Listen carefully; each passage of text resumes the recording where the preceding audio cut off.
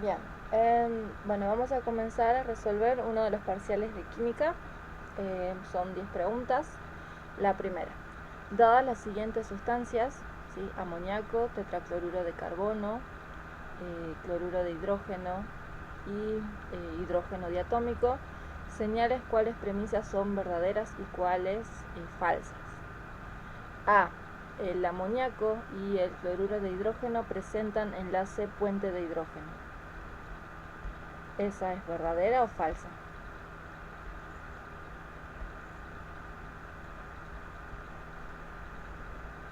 Amoníaco, cloruro de hidrógeno presentan enlace puente de hidrógeno. Falsa. Entonces, el amoníaco sí presenta puente de hidrógeno y el cloruro de hidrógeno presenta solamente dipolo-dipolo, ¿sí? O sea, bueno, en realidad los tres presentan London, ¿sí? Dipolo-dipolo, pero solo el amoníaco presenta puente de hidrógeno. Así que esto va a ser falso. El siguiente. El amoníaco presenta enlace puente de hidrógeno, dipolo-dipolo y London. Esa es verdadera. Entonces, algo que sí o sí ustedes tienen que saber, que todos estos compuestos sí son compuestos covalentes, pero son moléculas, sí son moleculares. Entonces, todos van a presentar enlaces London. Para ver si van a presentar dipolo o dipolo, necesitan hacer el análisis espacial de las moléculas y ver si presentan o no momento dipolar. Entonces, bueno, vamos a hacer para el amoníaco.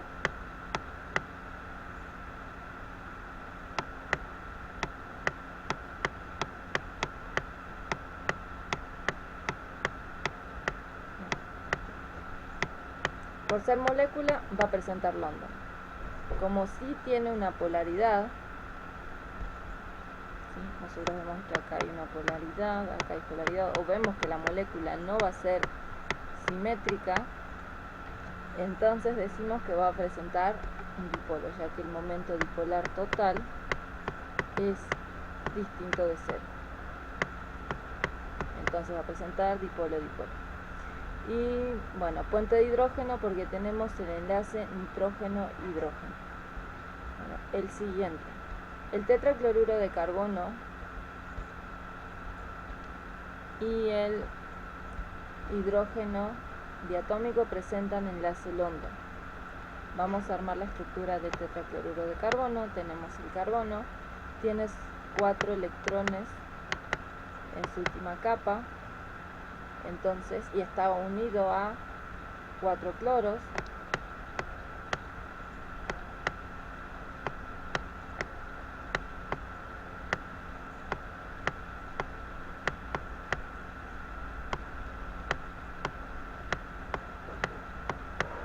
Entonces,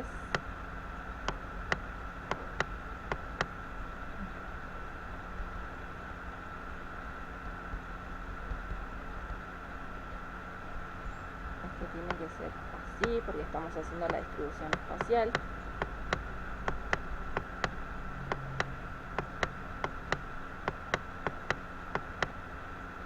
Entonces, es una molécula simétrica. El momento dipolar en el espacio se va a anular, por lo tanto el momento dipolar total va a ser igual a 0. Es una molécula polar. El hidrógeno diatómico, tenemos el hidrógeno y tenemos otro hidrógeno, ambos necesitan solamente compartir 2 electrones, por lo tanto no tiene polaridad, es una molécula simétrica, o sea, es una molécula lineal, simétrica, entonces va a ser una molécula polar. El momento dipolar total va a ser igual a 0. Entonces presentan enlaces London verdadero. El enlace London en el hidrógeno es más intenso que en el tetracloruro de carbono. En ese caso, para ver qué enlace de London, en caso de moléculas no polares, cuál va a tener mayor fuerza de enlace, el que tenga mayor masa, o sea, que tenga mayor masa molar, va a ser el que tenga más enlaces de London. Entonces, en este caso, quien tiene mayor masa es el tetracloruro de carbono, por lo tanto va a tener mayor fuerzas de London. Por lo tanto, esto va a ser falso. ¿Alguna duda con esto?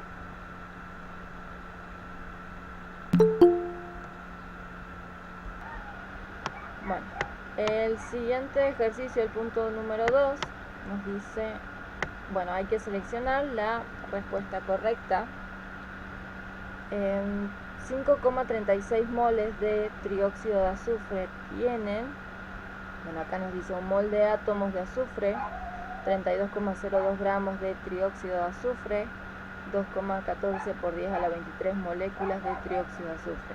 Y todas están relacionadas con lo mismo, así que lo que vamos a hacer es calcular la cantidad de moles de azufre que vamos a tener, y la masa de trióxido y las moléculas de trióxido.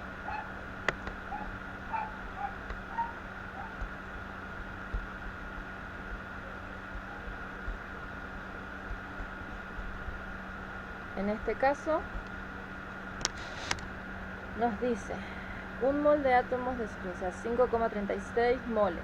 Nosotros sabemos que en un mol de trióxido de azufre, sí o sí vamos a tener un mol de azufre. ¿Sí? Acá nosotros un mol de trióxido de azufre vamos a tener un mol de azufre y 3 moles de oxígeno. ¿Sí? 3 moles de átomos de oxígeno. Entonces, 5,36 moles de trióxido de azufre, ¿cuántos moles tendríamos que tener?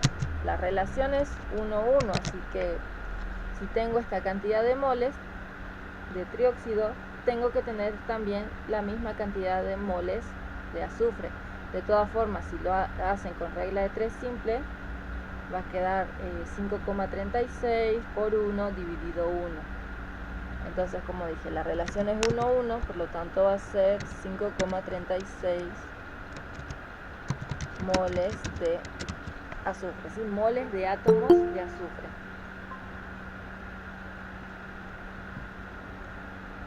Entonces, la primera opción va a quedar descartada porque nos está diciendo un mol de átomos, y también queda descartada la opción 4 porque también dice un mol de átomos de azufre. Vamos a pasar al siguiente. El siguiente inciso nos dice 32,02 gramos de trióxido de azufre. Lo primero que tenemos que hacer es calcular la masa molar del trióxido de azufre.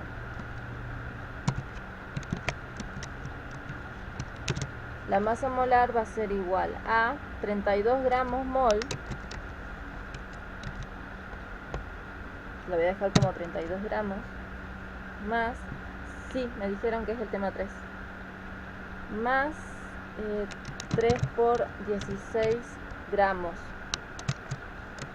Entonces, la masa del trióxido de azufre va a ser igual a 3 por 16 son 48, 50, serían 80 gramos.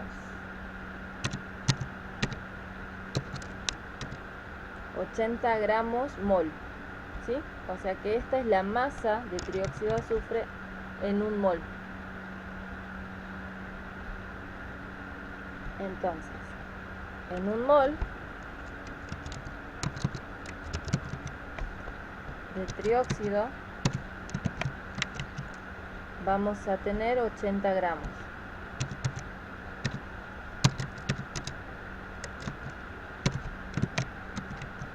Entonces, en 5,36 moles, ¿qué masa vamos a tener?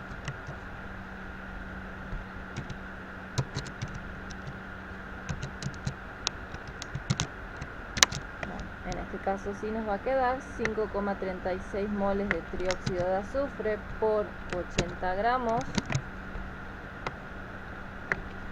dividido 1 mol.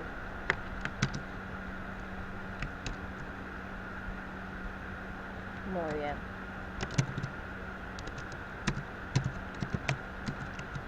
Entonces eso nos va a dar 400,28.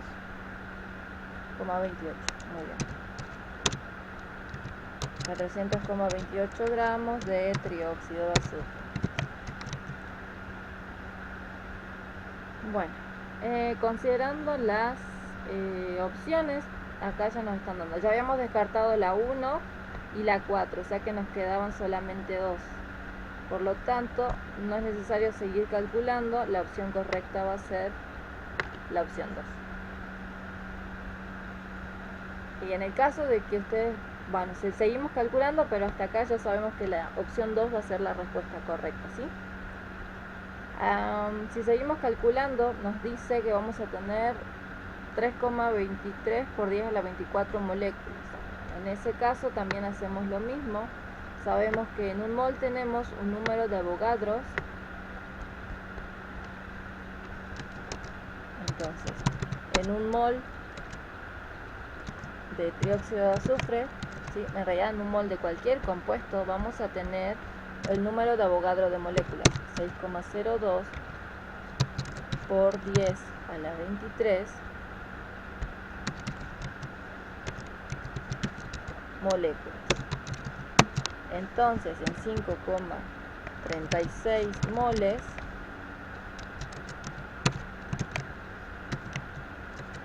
¿qué cantidad de moléculas tendremos? Entonces, esa cantidad vamos a poder obtenerla multiplicando la cantidad de moles por el número de Avogadro. Y bueno, en ese caso nos va a dar este número de aquí, los 3,23 por 10 a la 24. 3,23 por 10 a la 24 moléculas.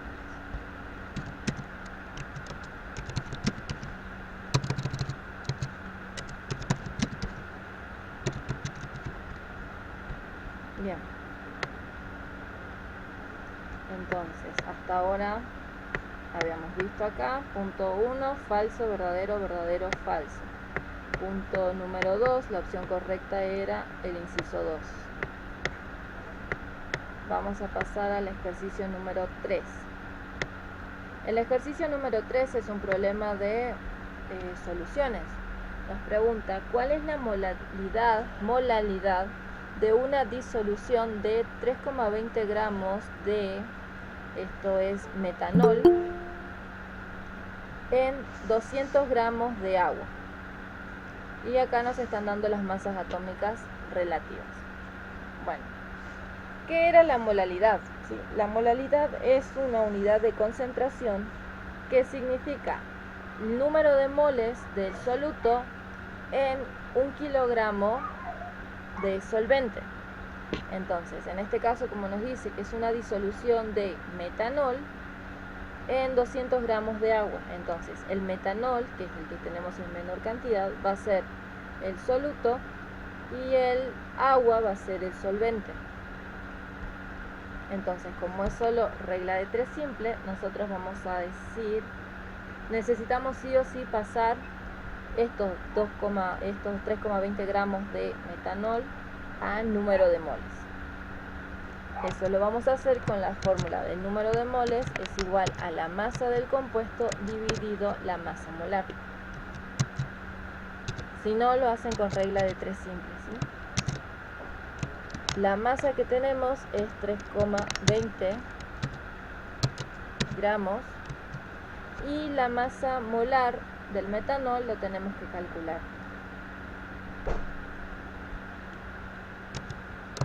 La masa molar va a ser igual a carbono, son 12, más, tengo hidrógeno acá y acá, o sea que son 4 gramos, más el oxígeno que son 16 gramos. Entonces la masa va a ser 20,32. Entonces tenemos 32 gramos por mol.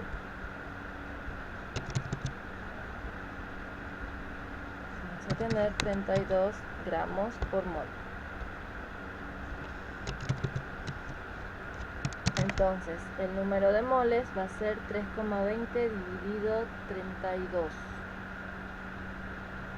Y va a dar 0,1 moles. O sea que tenemos 0,1 moles de soluto.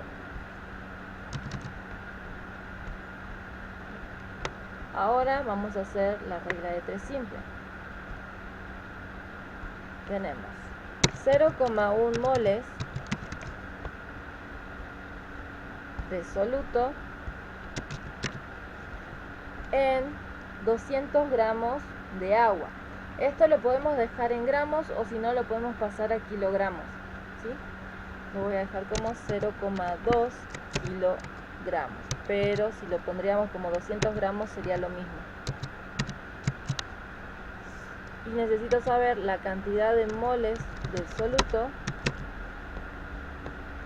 que tenemos en 1 kilogramo de solución, ¿sí?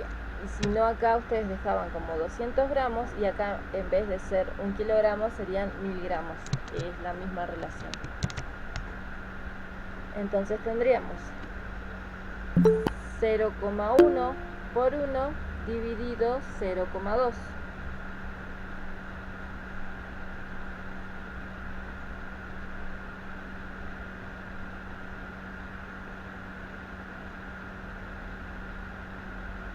¿Cuánto sería eso? 0,5. Muy bien. 0,5 m, eso significa 0,5 molal. Entonces la respuesta, la opción correcta va a ser el inciso D.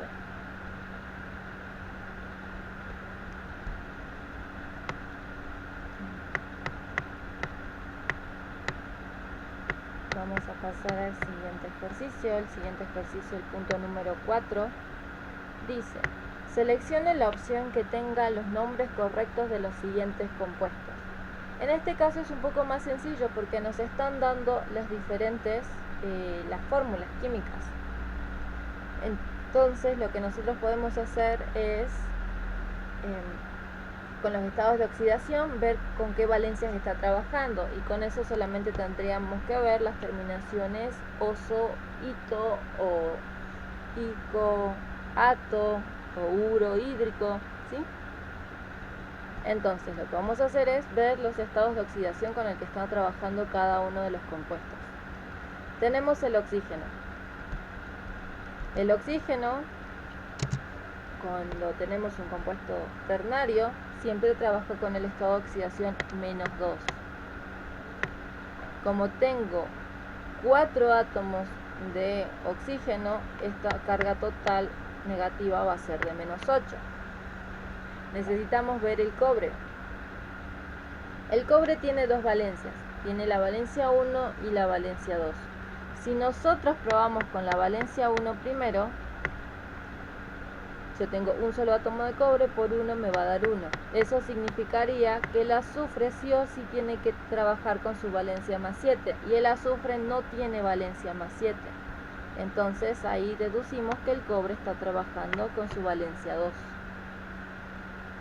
Entonces, si el cobre trabaja con la valencia 2, para que esto me dé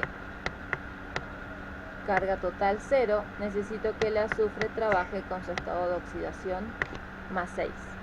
Entonces, el cobre está trabajando con la mayor, por lo tanto va a ser cúprico, y el azufre está trabajando con su valencia mayor. Como es una sal, entonces la terminación va a ser ato.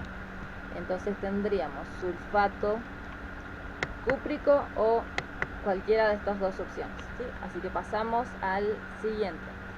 Este compuesto, ¿cómo se llama? Yoduro de plata. Lo tenemos en las 4 opciones, así que no hay problema, ¿sí? En las 4 opciones va a ser el yoduro de plata. Este compuesto es fosfina. En las 2 opciones tenemos como fosfina, así que no nos queda otra que ver esto, ¿sí? Cuando yo tengo el grupo OH, sé que es un hidróxido, y también sé que el número que tengo acá es la valencia del elemento, ¿sí?, del metal. O sea que níquel está trabajando con la valencia 3. Entonces ustedes buscan en la tabla periódica o en su tabla de estados de oxidación con qué valencias trabaja el níquel. El níquel tiene dos valencias, valencia 2 y valencia 3. Y como está trabajando con la valencia 3, es su valencia mayor. Entonces nosotros sabemos que cuando el metal trabaja con la valencia mayor va a terminar con ico. Acá tenemos niqueloso y niquélico. Como es mayor, ico. Por lo tanto, la opción correcta va a ser la opción D.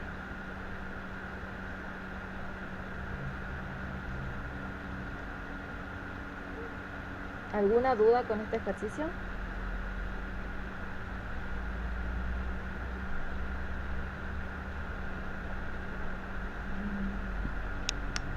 ¿No? Ok. Bueno, continuamos entonces con el punto número 5. El punto número 5 dice: seleccione la opción correcta para los átomos de carbono, litio, neón y silicio.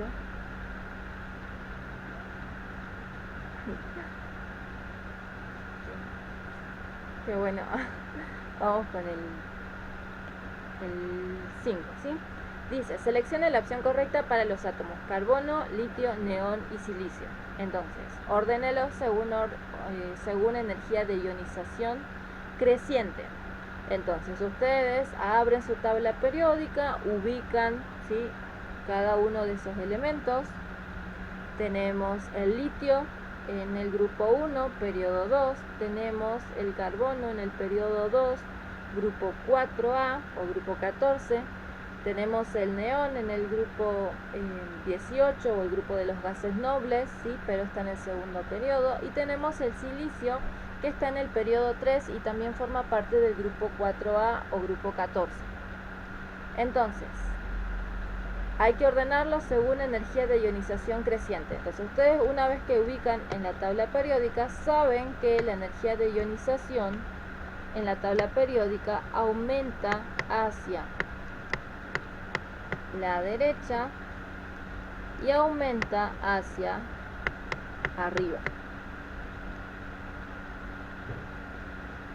Entonces nosotros teníamos, bueno, acá consideremos el helio, entonces acá el neón. Neón 1, 2, 7, 6, 5, 4. Por ejemplo, acá va a estar el carbono, acá va a estar el silicio y más o menos por acá va a estar el litio. ¿Quién tiene menor energía de ionización?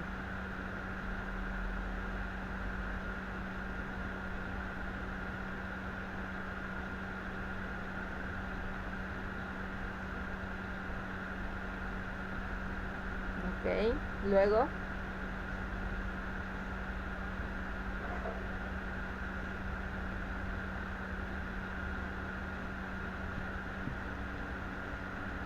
vamos a aumentar hacia allá. Entonces el primero va a ser el litio. Aquí tenemos esta opción y esta opción. Muy bien. Primero va a ser el litio. Luego tenemos que ver entre el carbono y el silicio. Los dos están en el mismo grupo, pero el silicio está en un periodo superior. O sea que va a ser mucho más sencillo quitarle un electrón al silicio que al carbono. Y por último el neón, porque es un gas noble, ¿sí? Entonces va a ser litio, silicio, carbono, neón. Litio, silicio, carbono, neón. La opción correcta va a ser la B.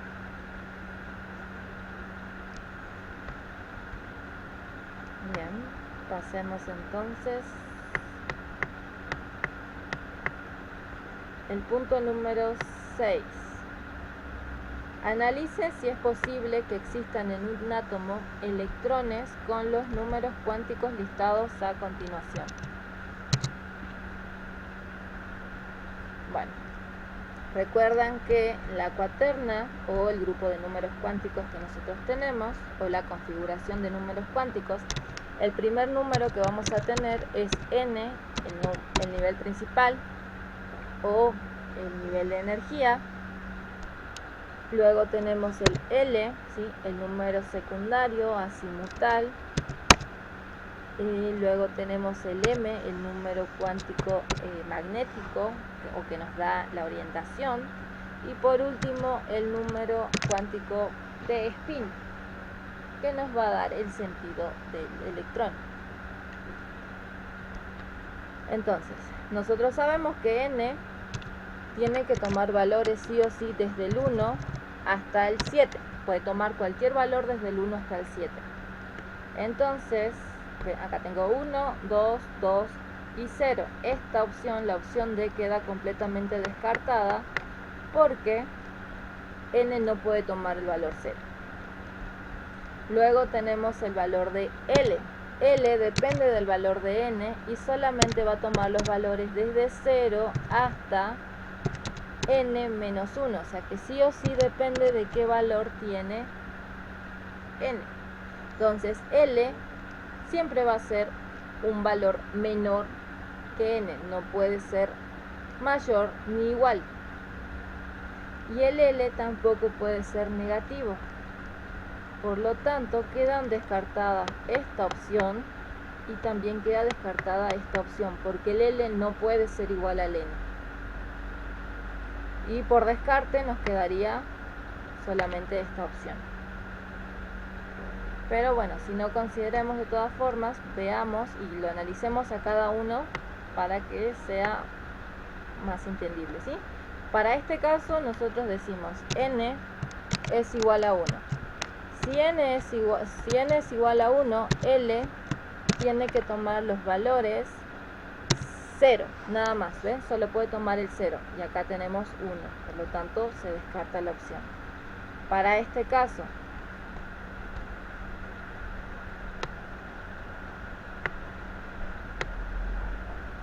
para el segundo caso, si el N es igual a 2,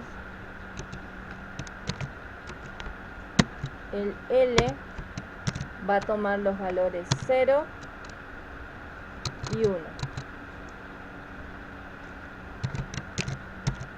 A 0 o 1, ¿sí? Sí o sí va a tomar cualquiera de esos dos valores, 0 y 1. ¿Ven? Acá ya tengo el menos 1, entonces se descarta. Vamos ahora aquí, que es lo mismo, ¿sí? El N es igual a 2, entonces el L va a tomar los valores 0 y también va a tomar el valor 1. En este caso N vale 2 y L vale 1, o sea que sí tomó el valor 1. Se tomó N igual a 2, L igual a 1, así que seguimos trabajando con L. L igual a 1. El M toma los valores desde menos L hasta L, o sea, menos 1, 0 y 1. O sea que el M puede tomar cualquiera de estos tres valores. Por lo tanto, ahora el M tomó el valor 1, si es posible. Y luego sabemos que el S va a ser más o menos un medio. El S tiene que ser más o menos un medio. Y en este caso va a ser menos un medio. Por lo tanto, la opción correcta va a ser la opción C. Como les dije, lo podríamos hacer o por descarte o podríamos corroborar cada uno de ellos. ¿Alguna duda con este ejercicio?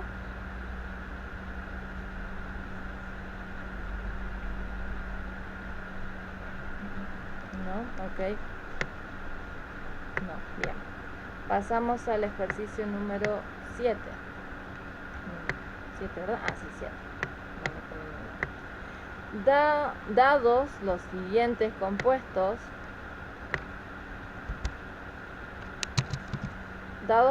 compuestos, iónicos, y acá nos está aclarando que todos estos compuestos son iónicos. Tenemos óxido de calcio, cloruro de potasio, fluoruro de magnesio o difluoruro de magnesio, cloruro de litio. Seleccione la opción correcta según puntos de fusión creciente. Para tener puntos de fusión, para ordenarlos de acuerdo a los puntos de fusión creciente, cuando trabajamos con sólidos iónicos, sí o sí necesitamos comparar su energía reticular. A mayor energía reticular, mayor punto de fusión, mayor dureza y menor solubilidad. Entonces, lo que vamos a hacer es hacer el producto de sus cargas. Y nosotros sabemos que la energía reticular es proporcional a el producto de las cargas, ¿sí? Al valor absoluto del producto de las cargas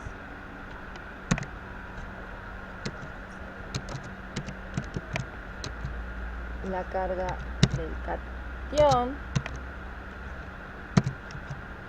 por la carga del anión sobre la distancia de los radios o la suma de los radios.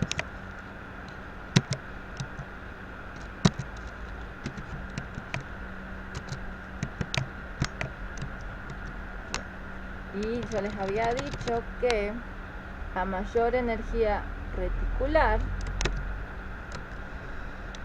bueno, mejor vamos a ponerlo en orden, sería a mayor producto de cargas, ¿sí? A mayor producto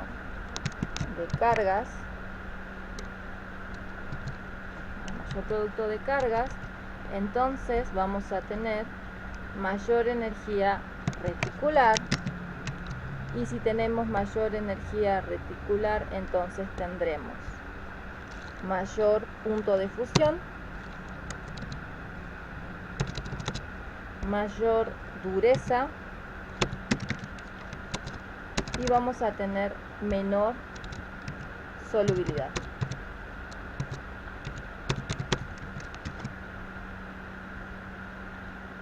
¿Y qué pasa en el caso de que trabajemos con los radios? A mayor distancia de los radios, mejor lo voy a poner acá como, sí, a mayor distancia de los radios, vamos a tener menor energía reticular, por lo tanto, menor punto de fusión, menor va a ser la dureza,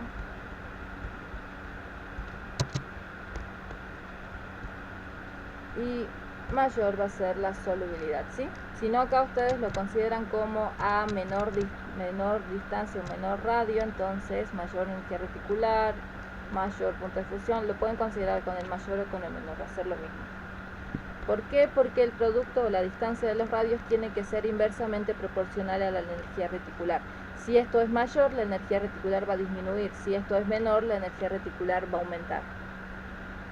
Bueno, entonces, ¿qué vamos a hacer? Necesitamos sí o sí ver el producto de las cargas de cada uno de estos compuestos iónicos. Entonces, como nos dice, es el valor absoluto. Entonces vamos a tener menos 2 para el oxígeno y más 2 para el calcio. 2 por 2, 4. Menos 1 para el anión cloruro, más 1 para el catión potasio. 1 por 1, 1. Para el fluoruro de magnesio, menos 1 para el flúor, más 2 para el magnesio.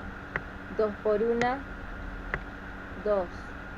Para el cloruro de litio, menos 1 para el cloruro, más 1 para el litio, 1 por 1, 1.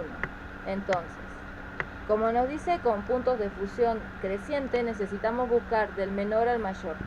En cuanto a productos de cargas, el mayor es el óxido de calcio, o sea que sí o sí va a tener mayor punto de fusión. Entonces sería esta opción o esa opción.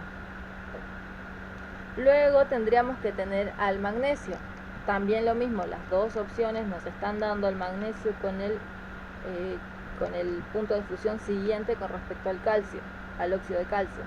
Entonces tendríamos que comparar el cloruro de potasio con el cloruro de litio, pero sus productos de carga son iguales. Entonces, cuando sus productos de carga son iguales, recién procedemos a ver la distancia de los radios. Entonces tendríamos que comparar los radios de los cationes y los radios de los aniones. Pero en ambos casos tenemos el mismo anión. Entonces nos queda solamente comparar los radios de los cationes. Entonces tengo el radio del catión cloruro del catión potasio, perdón, con respecto al radio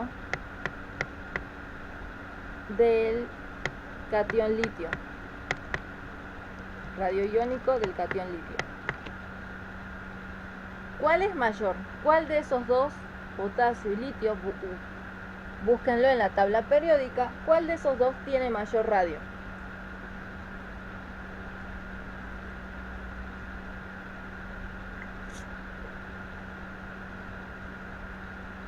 Litio está en el periodo 2,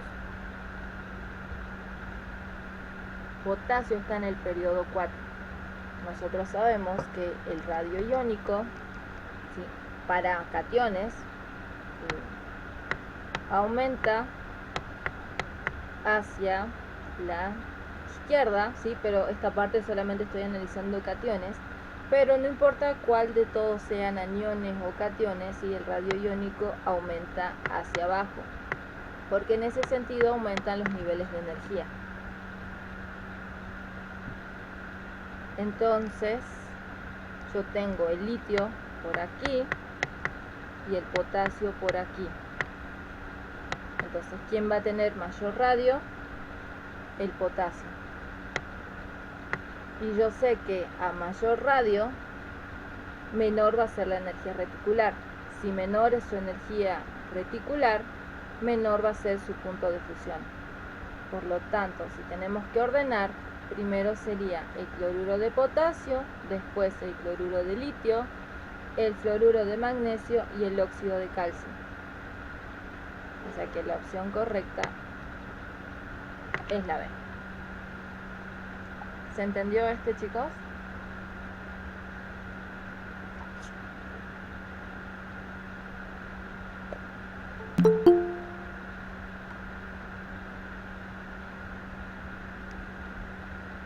Ok, pasamos entonces al siguiente ejercicio. Ya nos quedan 3 nada más. Punto número 8. A altas temperaturas, el azufre se combina con el hierro para formar sulfuro de hidrógeno de color café oscuro. Acá nos están dando la reacción química. Tenemos hierro sólido más azufre en estado líquido, produce el sulfuro ferroso, o si quieren, si no, sulfuro de hierro 2. En un experimento, 7,62 gramos de hierro reaccionan con 8,67 gramos de azufre. Señale cuáles premisas son verdaderas y cuáles son falsas.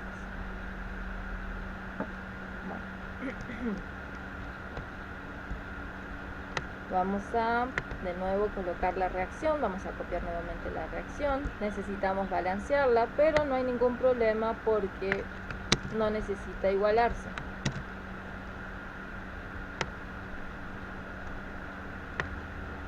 La ecuación no necesita igualarse. Tengo un átomo de hierro, un átomo de hierro, uno de azufre, uno de azufre. O sea que ya está balanceado. ¿Qué vamos a hacer ahora? Colocar los datos. Tenemos 7,62 gramos de hierro y de azufre 8,67 gramos. Nos pide, primero nos está diciendo, el hierro es el reactivo en exceso, o sea que sabemos que hay un reactivo limitante y un reactivo en exceso. De todas formas, por más que no hubiese estado este enunciado de acá, ustedes sí o sí necesitaban calcular el reactivo limitante y en exceso. Siempre que les den dos datos y esos dos datos en un ejercicio de estequiometría y esos dos datos pertenezcan a dos reactivos distintos, ustedes sí o sí necesitan hacer reactivo limitante y reactivo en exceso, porque nosotros no sabemos si estos datos que nos están dando son datos estequiométricos, o sea, guardan una relación estequiométrica al momento de la reacción. Entonces, yo no sé si acá nos dice que reaccionan estos 7,62 gramos y 8,67 gramos de azufre, pero nosotros no sabemos si realmente se combinaron completamente, si reaccionaron completamente todas estas masas. Entonces, siempre que les den dos datos en los reactivos, ustedes deben verificar que estén en una relación estequiométrica. Si no guardan esa relación estequiométrica, entonces trabajamos solamente con el dato del que sea reactivo limitante. Bueno, acá la consigna nos decía que había que buscar el reactivo en exceso, o sea, que hay que buscar reactivo limitante y en exceso. Como aquí nosotros tenemos masa y masa, que son nuestros dos datos, arriba necesitamos buscar eso, ¿sí? Las masas. Y eso lo vamos a sacar de la tabla y también nos vamos a guiar con los moles que tengamos en la reacción. Bueno, tenemos el hierro. El hierro tiene una masa de 55,84, bueno, va a depender de las tablas periódicas. No sé si ustedes quieren, lo aproximamos a 56 o lo dejamos en 55,8. O sea, eso depende de cada uno.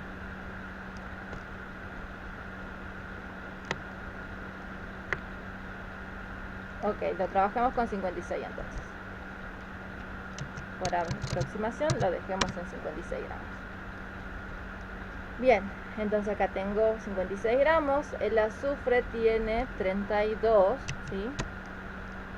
Así que acá vamos a colocar 32 gramos. Vamos a hacer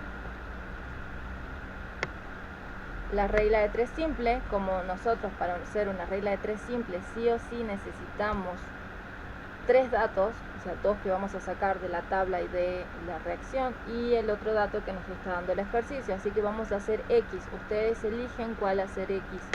Yo voy a hacer mi incógnita. Entonces tenemos 56 gramos de hierro deben reaccionar con 32 gramos de azufre. Entonces 7,62 gramos de hierro, ¿con qué masa tendrían que reaccionar?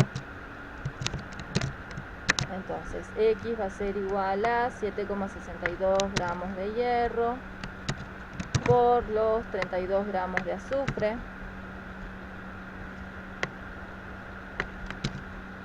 dividido los 56 gramos de hierro. ¿Qué masa les da?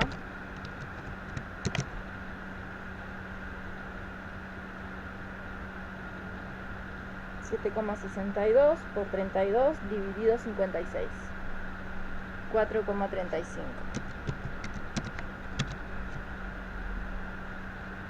Bueno, entonces estos 7,62 gramos sí o sí necesitarían reaccionar con 4,35 gramos de azufre, y a nosotros nos están dando una masa de 8,67 gramos de azufre. Por lo tanto, ¿quién es el reactivo limitante y quién va a ser el reactivo en exceso?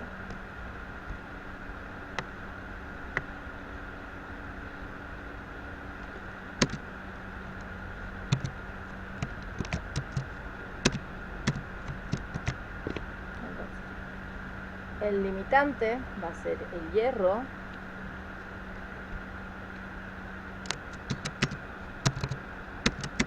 y el reactivo en exceso va a ser el azufre. ¿Por qué? Porque tengo mayor cantidad de la que realmente va a reaccionar. Entonces, el hierro es el reactivo en exceso. Esa afirmación va a ser falsa. B. La masa de sulfuro ferroso obtenida es de 12 gramos. En ese caso, una vez que ya identificamos nuestro reactivo limitante, debemos trabajar sí o sí con ese dato. Y ahora nos están pidiendo la masa de sulfuro de hierro. Para eso vamos a sacar su masa molar. La masa molar de sulfuro de hierro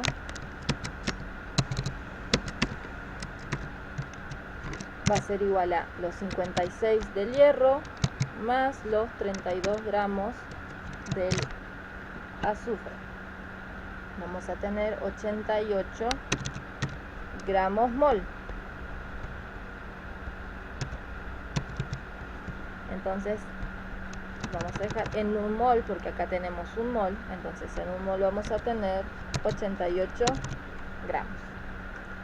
Armamos nuestra regla de 3 simple. 56 gramos de hierro van a reaccionar para producir 88 gramos de sulfuro ferroso. Entonces 7,62 gramos de hierro, ¿qué masa de sulfuro ferroso van a producir? Entonces X va a ser igual a 7,62 por 88 dividido 56.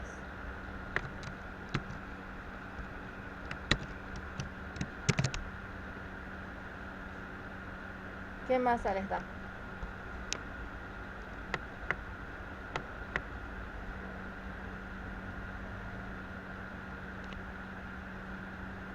$11,97, ok,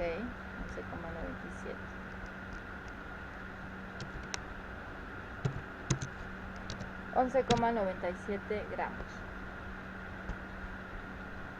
Y acá nos dice la masa obtenida es de 12 gramos. Bueno, acá sí lo vamos a considerar verdadero, es muy aproximado. Así que esto va a ser verdadero, ¿sí? 11,97.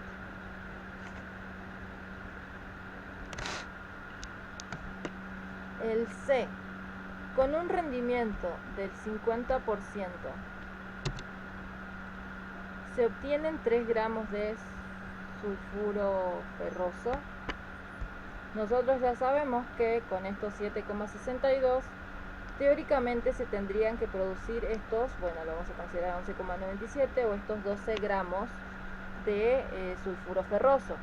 Ahora nos dice que la reacción va a tener un rendimiento del 50%. Entonces yo sé que los 12 gramos, si quieren dejarlo como 12 gramos, lo dejamos con 12 gramos, si no, bueno, vamos a seguir trabajándolo como los 11,97 gramos se tendría que producir si la reacción fuese del 100%. Entonces, ¿qué masa va a producirse realmente con un rendimiento del 50%? Va a ser igual a 11 gramos por 50 dividido 100.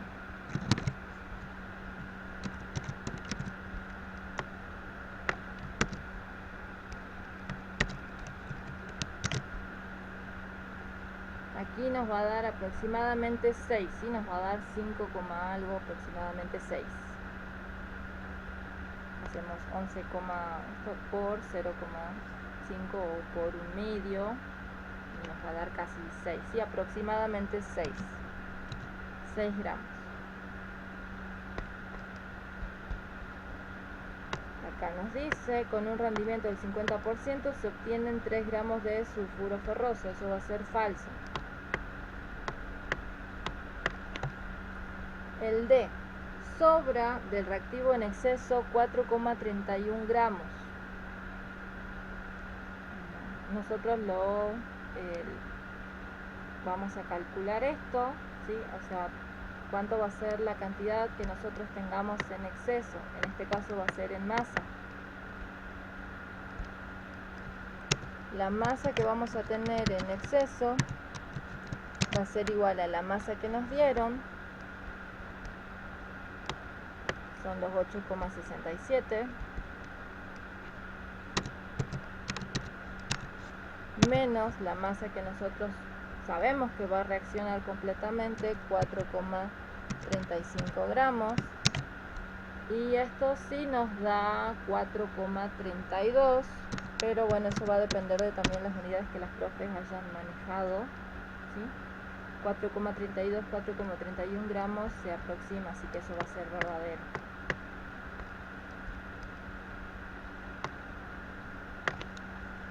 Entonces, en este caso, vamos a tener falso, verdadero, falso, verdadero.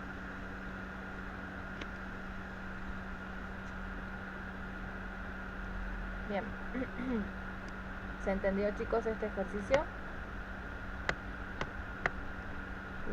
La mayoría de estos resultados van a depender de las aproximaciones, ¿sí? Obvio, por eso es que acá les ponen como 3 gramos para que se vea que es completamente distinto, o sea que eso es una variación muy grande, ¿sí? Acá, bueno, dependió de décimas, acá también, ¿sí? Así que siempre va a depender de los valores con los que ustedes trabajen, pero siempre como valores aproximados. Pasamos al ejercicio número 9. Teniendo en cuenta los siguientes compuestos covalentes, tenemos la arsina, tenemos el dióxido de azufre, el tetracloruro de carbono y el trifluoruro de boro o el cloruro de boro. Indique cuáles premisas son verdaderas y cuáles son falsas. Nos dice, la arsina y el tetracloruro de carbono tienen la misma geometría electrónica. Como está hablando de geometría electrónica molecular y ver si es molécula polar o no polar, nosotros vamos a tener que hacer todas sus estructuras, ¿sí? Las estructuras de Lewis, obvio, teniendo en cuenta ahora si la TREPEP, ¿sí? No, si ustedes quieren hacerlo primero de manera plana y después tener en cuenta las repulsiones de los pares enlazantes compartidos y no compartidos, lo pueden hacer, ¿sí? Tenemos la arsina, que tiene 5 electrones. El arsénico tiene 5 electrones en su última capa. 1, 2, 3, 4, 5. Y está enlazado a 3 átomos de hidrógeno. Entonces yo sé que este par ya no va a estar compartido. Entonces ya voy a colocar de esta manera, ya como enlaces desplazados.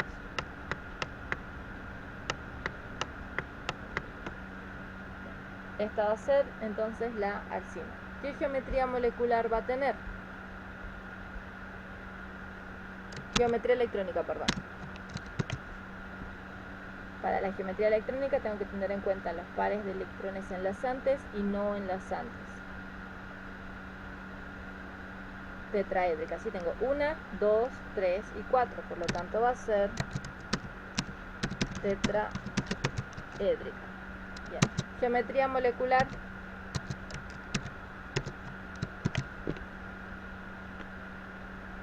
Para la geometría molecular solamente vamos a tener en cuenta los átomos que están unidos.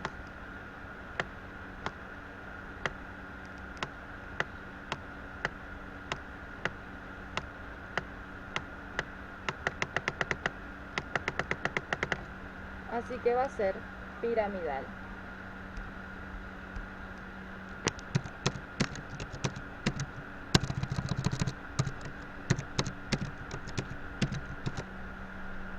Vamos a hacer al tetracloruro de carbono.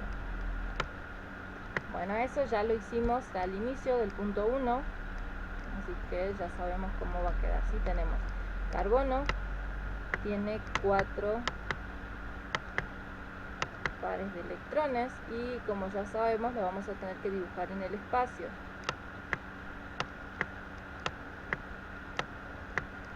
Cloro, cloro, cloro y cloro. Y aquí los pares de electrones no enlazantes de cloro.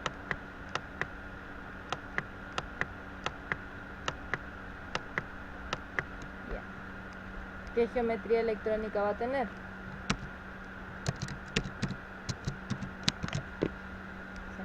1, 2, 3, 4. Entonces geometría electrónica también va a ser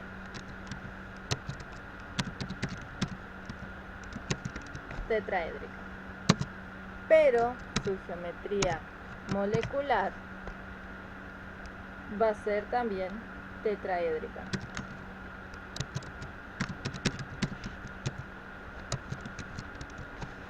Acá nos pregunta, ¿la arsina y el tetracloruro de carbono tienen la misma geometría electrónica?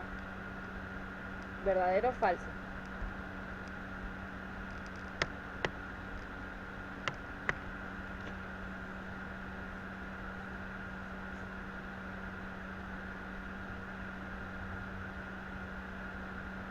va a ser verdadero, ¿sí? Ambas tienen geometría electrónica tetraédrica.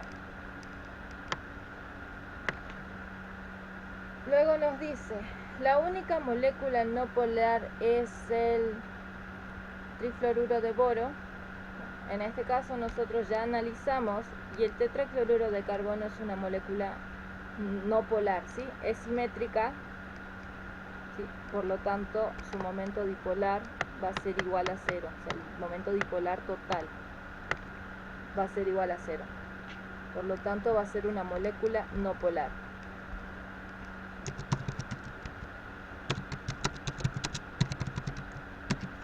Entonces, no va a ser la única, ¿sí? Esto va a ser falso. Me faltó dibujar las otras estructuras. Ya que estamos, vamos a hacer el de trifluoruro de boro. Tenemos el boro, tiene 3 pares de electrones no enlazantes y tenemos 3 enlaces con el flúor o 3 flúor enlazados.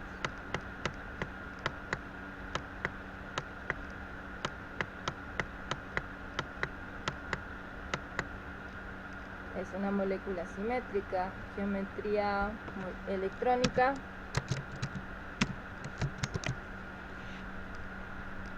vamos a ponerlo como plana triangular.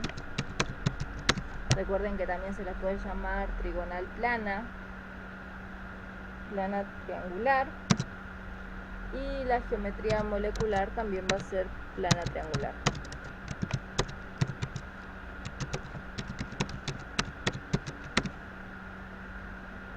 El último que nos falta es el dióxido de azufre. Tenemos el azufre que está enlazado con 2 átomos de oxígeno. Con un oxígeno va a tener su doble enlace. En este caso ya los dos completaron su octeto. Así, pero yo tengo que enlazarlo con otro átomo de oxígeno. Y yo sé que el oxígeno, como es muy electronegativo, puede traer los pares de electrones sin necesidad de compartir. Y ahora, esto es en su estructura de manera plana, pero yo sé que este par de electrones no enlazantes va a repeler con mayor fuerza a este par y a este par. Entonces vamos a tener azufre, su par de electrones enlazantes. Este enlace es más corto por ser doble y este enlace va a ser más largo.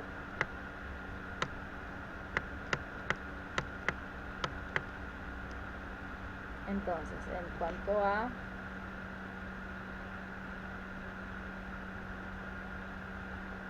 geometría electrónica, va a ser 1, 2 y 3. Esto, por más que sea un enlace doble, se considera como un solo enlace, ¿sí? Solamente consideramos los enlaces sigmas. Entonces, en cuanto a geometría electrónica, va a ser 1, 2, 3. Triangular o trigonal, ¿sí?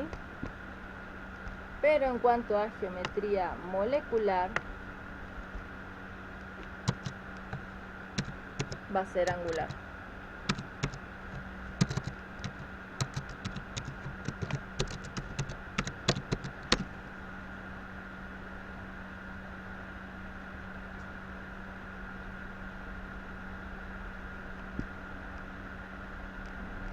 Y presenta momento dipolar.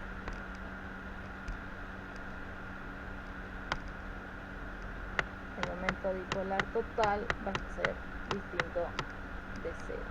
En este caso, como era simétrica, el momento dipolar total va a ser igual a 0. Molécula polar, molécula polar, molécula no polar y molécula no polar. Ahora nos dice, El trióxido de azufre tiene una geometría molecular plana triangular, eso va a ser falso, ¿sí? Sabemos que va a ser angular. Entonces es falso. La arsina y el trifluoruro de boro tienen la misma geometría molecular, también va a ser falso. La geometría de esta es piramidal y la geometría de este compuesto es plano triangular. Entonces nos queda verdadero, falso, falso, falso. Vamos con el último ejercicio, el punto número 10.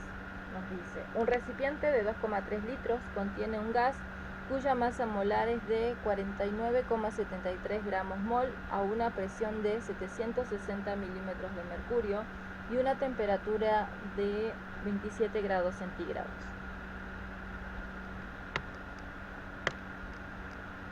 Bueno, nosotros tenemos entonces los datos, vamos a tener que colocar los datos. Nos dice un recipiente de 2,3 litros.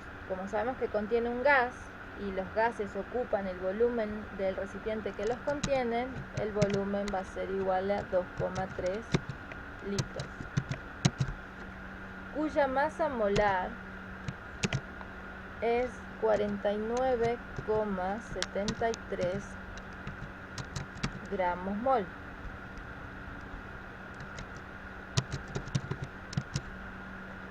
A una presión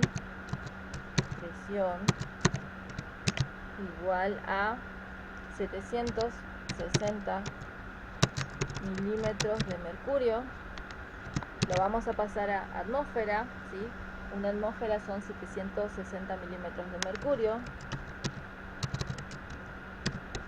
va a ser presión igual a una atmósfera. Y luego nos dice una temperatura de 27 grados Celsius.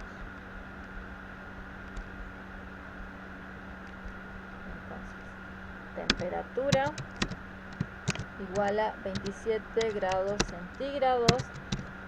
Nosotros sí o sí, cuando trabajamos con gases, necesitamos usar la temperatura en unidades de Kelvin. Entonces le sumamos 273 y esto nos da 300 Kelvin.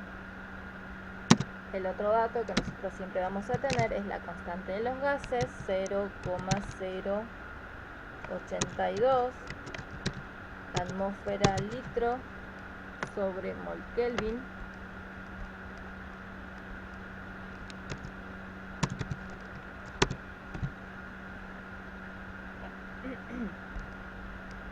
Nos pide cuál es la masa del gas en las condiciones dadas. Entonces lo primero que vamos a hacer es calcular la masa, pero para poder calcular la masa nosotros vamos a tener que emplear la ecuación de gas ideal. P por B igual a nRT. Vamos a despejar los números de moles, va a ser igual a presión por volumen dividido constante de los gases por la temperatura. Entonces el número de moles va a ser igual a la presión, una atmósfera. Bueno, igual acá lo vamos a reemplazar, el número de moles es igual a la masa sobre la masa molar. Y como la masa molar va a estar dividiendo, después lo vamos a pasar multiplicando por el volumen de 2,3 litros dividido la constante de los gases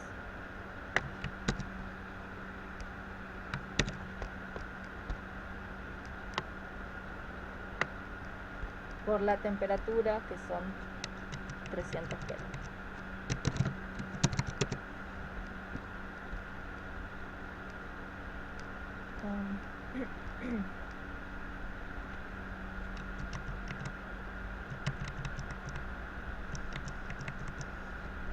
Esto lo voy a dejar como número de moles.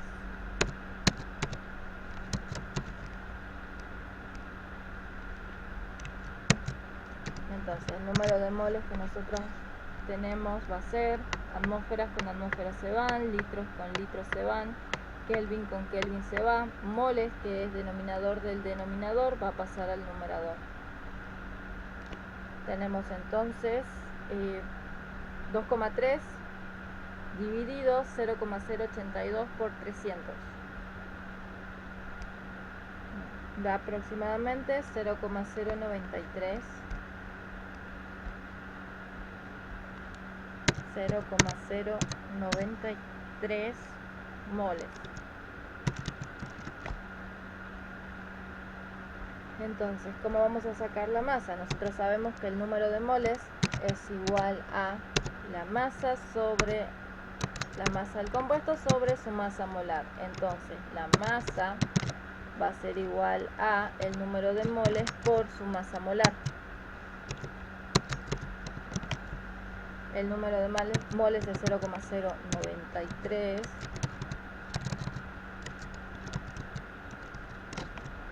por su masa molar, que es 49,73 gramos sobre mol.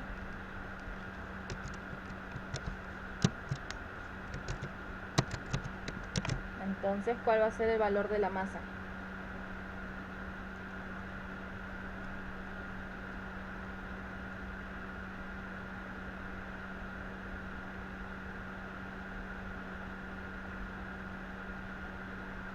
Muy bien. 4,62 gramos. Buscamos aquí las opciones y el más cercano es este, 4,65.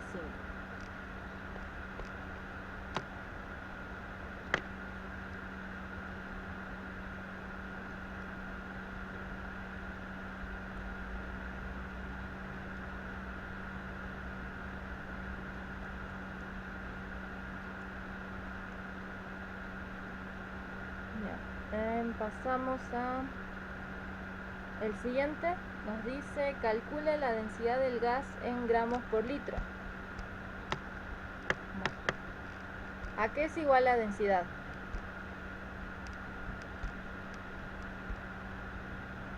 La densidad es igual a masa, muy bien, masa sobre el volumen. Entonces en este caso va a ser la masa del gas sobre el volumen del gas. La densidad va a ser igual a la masa, que sería 4,62 gramos, dividido el volumen, 2,3 litros. Entonces, ¿cuál va a ser el valor de la densidad?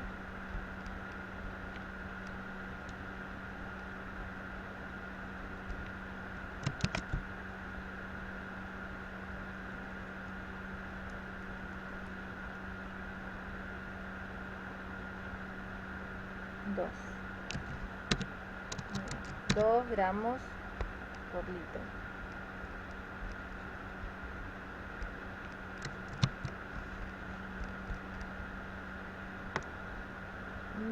Yo creo que ese era el inciso que estaba acá. Y cuando pasaron las respuestas le faltó el último inciso. Así que yo creo que ese era el inciso que estaba acá.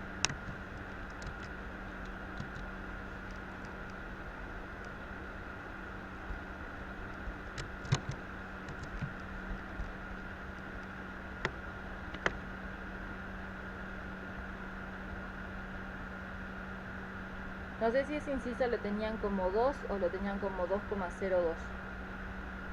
Pero bueno, era aproximadamente 2, ¿sí? Bien. Y esto era así, era como se resolvía el parcial. Yo creo que había otro tema también, era similar, pero creo que tenía otros datos. Pero creo que en sí todo era similar. ¿Tienen alguna duda con respecto a este parcial o con respecto a cualquier otro punto, ya sea del seminario, prácticos, o a algunos chicos que no le haya tocado este tema? Por lo que sea, a vos, César, sí te tocó este tema. Creo que a Rebeca también le tocó este tema.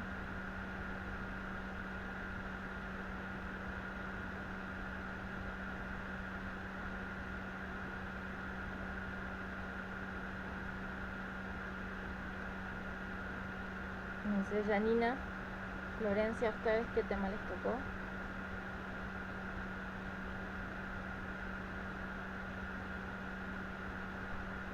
¿El último punto? Ah, el 10. Ok.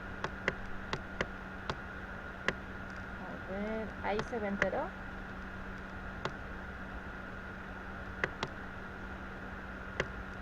En este caso, bueno, primero nos pedía calcular la masa. Para calcular la masa nos estaban dando los datos del gas y nosotros lo primero que teníamos que hacer era calcular el número de moles teniendo en cuenta la ecuación del gas ideal o la ecuación general de los gases ideales, ¿sí? Entonces calculábamos el número de moles y luego con la fórmula que relaciona el número de moles, masa y masa molar determinábamos la masa del gas que estaba contenido en este recipiente de 2,3 litros. Y después resolvíamos, una vez que ya teníamos la masa, hacíamos el inciso B, que dice calcular la densidad del gas en gramos por litro. Densidad es igual a masa sobre volumen, entonces hacíamos los 2,62 dividido los 2,3 litros.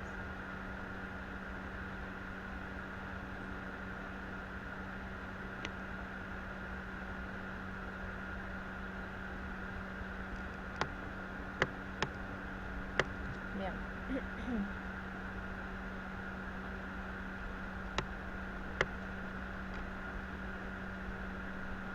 Bueno, no sé si quieren ver algo más o dejamos hasta acá la clase.